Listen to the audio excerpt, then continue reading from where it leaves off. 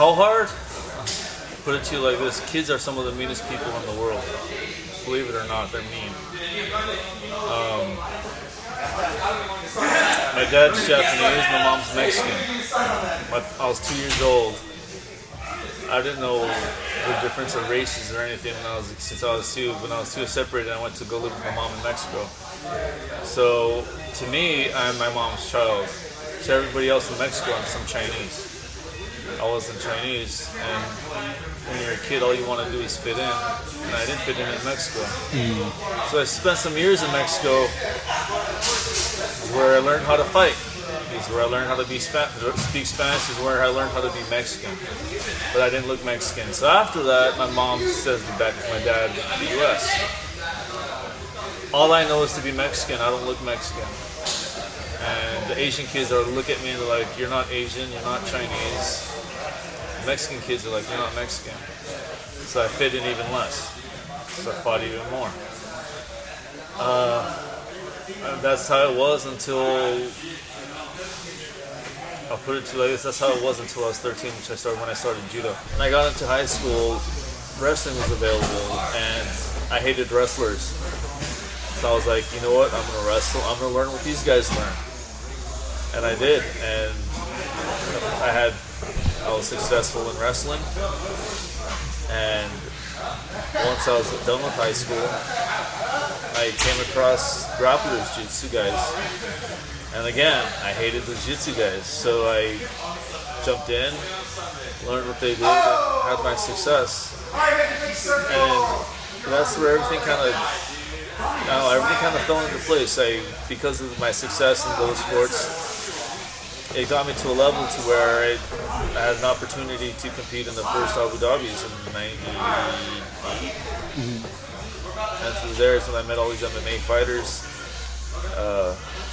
Oleg Taktarov, Igor Zinoviev, Sambo guys, Carlos Newton, huge guys. And I competed, I caught their attention, and we came back to the US. We're like, hey, you want to try pancration?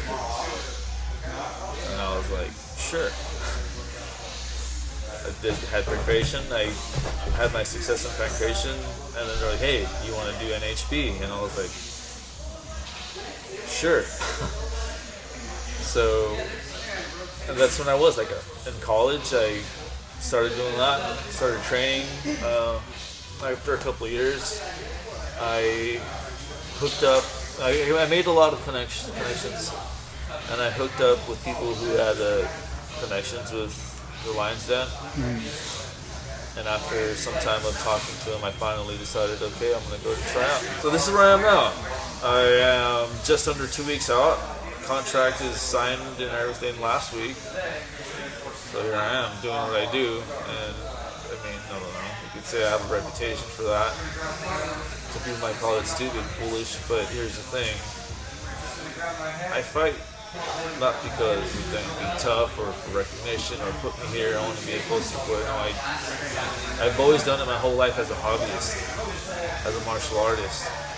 It's kind of like a test for myself. That's the only reason why I do it. I mean, fortunately now there's some kind of, there's a little payout, which is great. It's a perk. It makes it all more worth it.